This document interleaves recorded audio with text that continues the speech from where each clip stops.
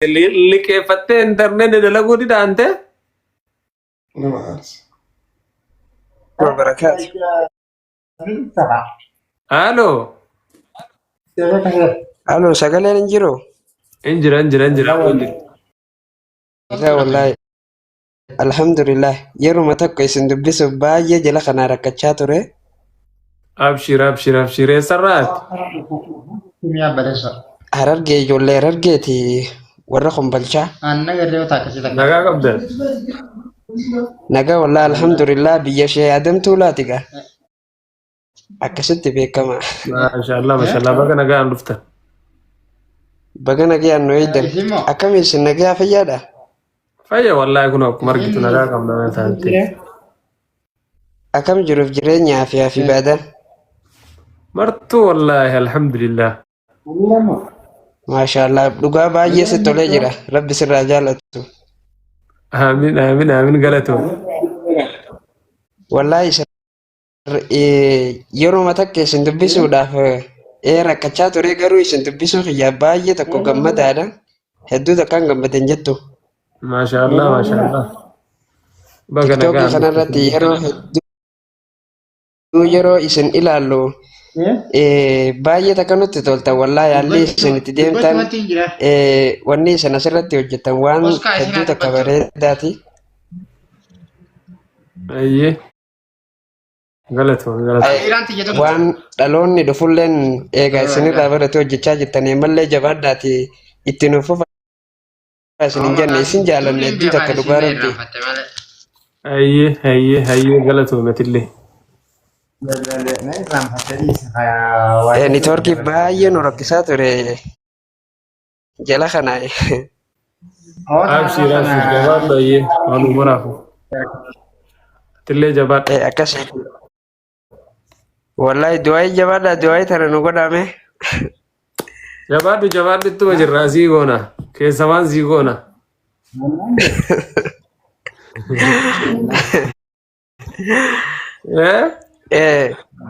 Tole wallahi ni taate. Caala du'aayiini.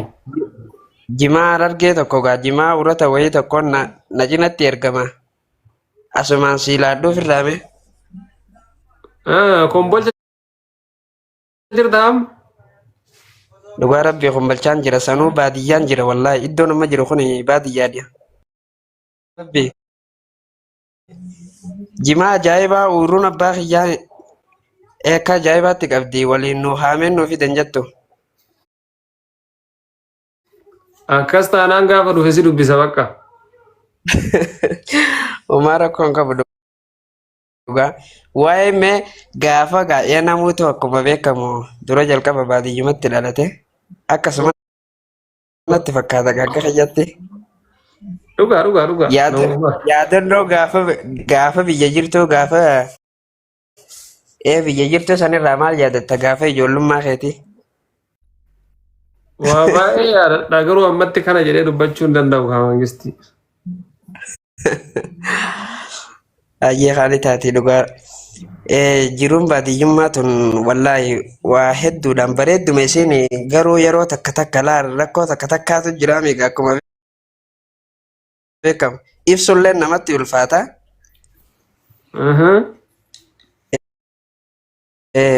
Ammallee kan niitoorkiidhaan baay'ee rakkachuu ifaan yeroo takka kutuu ni jira misa waa hedduu tokkotu jira san hundaa rabbi nurraa tolchu inshaalla.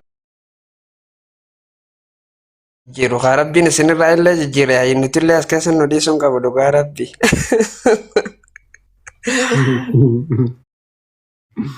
Jabaadhu achumatti ati homaraafu. Tole wallaahi inshaalla. Biitti isinillee haa rabbiin ni danda'ame sadarkaa ammarra jirtan tanaa ol rabbiin isinitti haa godhu walumaanuu rabbi nutti haa godhu. Amiin. Akkuma niyyaan teenya nuti waa hedduu takka niyyannee jirra gama fuulduraatti waa hedduu karoorfannee jirra galmaan rabbi nuuf haa gahu anaaf isillee. Amiin. Dhabaa dhibdee rabbi nurraa haa qabu yaada muraada rabbi nu haa guutu asumaan du'aayi xiqqoo takka bichaa godhee eegas inshaalla. akkasitti rabbi nu haa milkeessu wallaahi waan khayrii irratti walitti dhufne rabbi nu haa milkeessu nama walirraa milkaa'e rabbi nu haa taasisu wanni nuti harkaan qabanne wanti rabbi nu haa taasisu ijoollee wallaahi Oromoo tan biyya adda addaa keessatti rakkachaa jirtu hunda rakkoo keessaa rabbi haa baasu xumurri guyyaa halkan irraa kun xumura rakkoo teetii rabbi si haa godhu hunduma keessanuu rabbi isin haa milkeessu akka yaaddanii olitti rabbi isiniif haa ta'u wallaahi haadhaaf eebbaa keessan kan ammallee egaa isin dhalanii isin guddisanii bakka tanaan isin ga'uudhaaf hedduu takka isinitti lafaan isin dura rabbi isaan isiniif haa milkeessu umrii isaanii rabbi isiniif haa dheeressu nama jiruu gaarii lafa tanarra jiraatu rabbi isaan haa godhu umrii isaanii nama khayrii keessatti xumura rabbi nu haa taasisu hunduma keenya rabbi nu haa milkeessu aalii fi ollaa keenya nagee rabbi itti haa ta'u yaada muraada rabbi nu haa guutu akka du'aan dheeratetti gaa umrii teenya rabbi nu haa dheeressu riskii dhashabba shaqra teenya nama wal ta'ee akkasitti wal jala deemu rabbi nu haa taasisu inshaallah biitii teenya akkuma jara warra adii sanitti gaa tokko ta'anii biyya takka guddisuudhaaf nama akkasitti waliin deemu rabbi nu haa godhu nama gaa wal nyaatee karatti wal kutee maarree wal godhu miti wallaahi nama akkasii rabbi nu haa taasisu hunda keenyaa tokko rabbi nu haa godhu maaliif jennaan tokkummaan waa hunda caalti namni yoo tokko ta'e waa hunda injifachuu danda'a akkuma maqmaqsa Oromoo keessatti jiru xuuxxoon 50 nama takka baadha ammoo nama 50f waan taate gaana caalaa ni beektan jee yaada saniifuu yoo tokkummaa qabaannee bakka hunda gahuu dandeenya garuu saaja daqiiqaa sadiitu irratee jira dhugaa rabbi Saa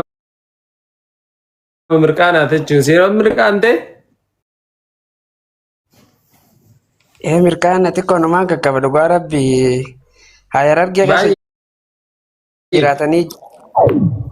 keessa jiraatanii akkamitti mirqaanne nuti yeroo hunda Harargeen saata nafaa keessaafuu namni nama dubbisu dhugaa rabbi anarra dhugaadha jechuun maal qabaate caatii maal qabaate garuu ana waanteeti dhugaa rabbi caatiin akkuma gabbaane egaa caatumatti gabbaana nuti saniifuu caatii ana maantana sa'aatiin maan uratumaan qame urata jechuun urataan har'a qame kana siin qamaasisai ish rakkoon hin jiru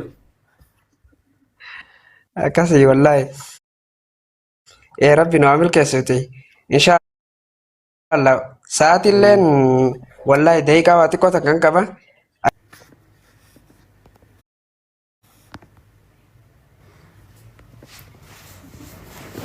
du'aa bareeda